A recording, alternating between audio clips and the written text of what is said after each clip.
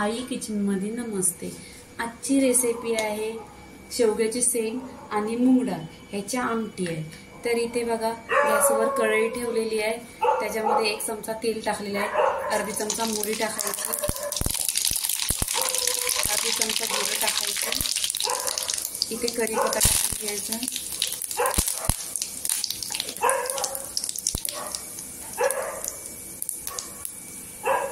इथे चिमूटभर हिंग टाकायचं आणि इथे मोठा एक कांदा आहे तो टाकायचा आणि छान असं गोल्डन करून घ्यायचा कलरचा।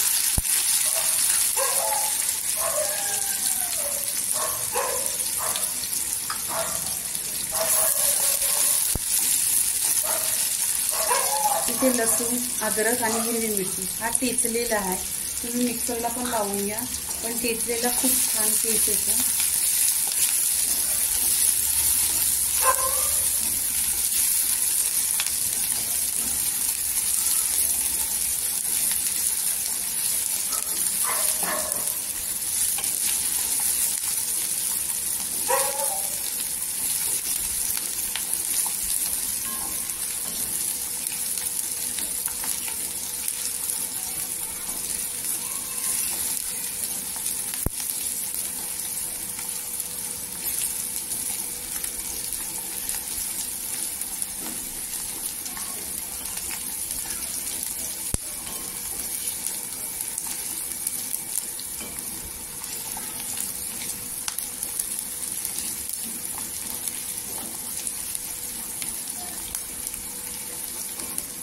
इथे आपल्याला जास्त काही जाळायचा नाही कांदा, फक्त गोल्डन कलर करून घ्यायचा आहे।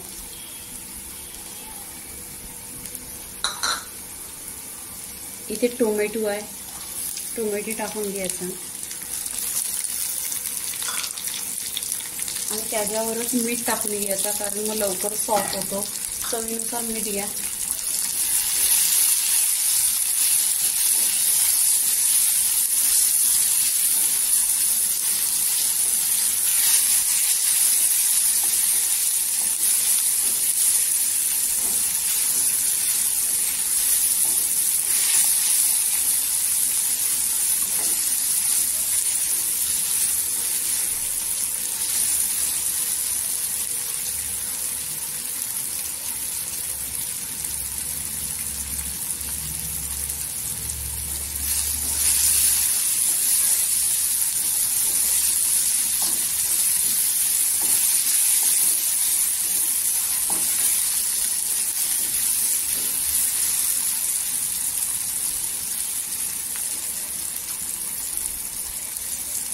घरगुती मसाला आहे, तिखट लाल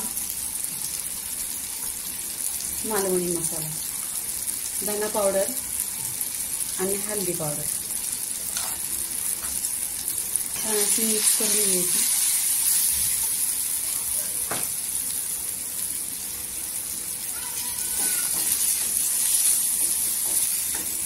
इथे चिमूटभर गरम मसाला टाका, चवीनुसार टाका, तुम्हाला किती तिखट लागेल तसं तुमच्या जवळ आहे।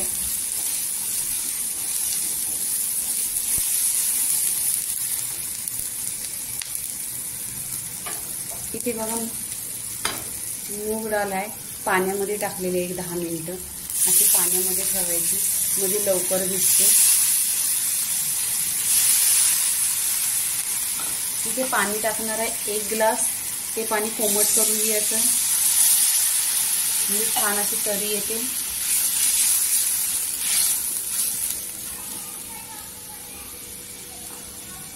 इथे शेवग्याच्या शेंगा आहेत, कट केलेले आहेत आणि सालं काढलेले आहेत, 2 ते 3 पाण्याने स्वच्छ धुवायचे आणि ते आपण पाण्यामध्येच ठेवायचं, म्हणजे काळपट आहे।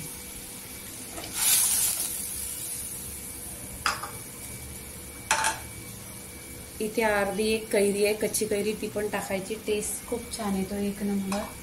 तुम्हाला आवडत असलं तर टाकू शकता।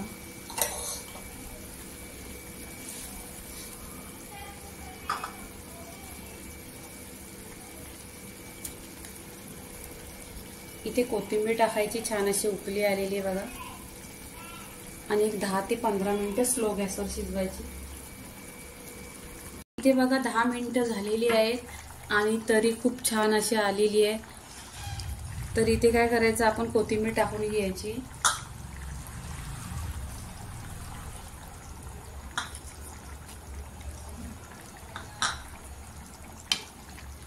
आणि बघा शेंग आणि डाळ खूप अशी छान शिजलेली आहे. डाळ 10 मिनिटात एकदम असं पाणी झालेलं आहे.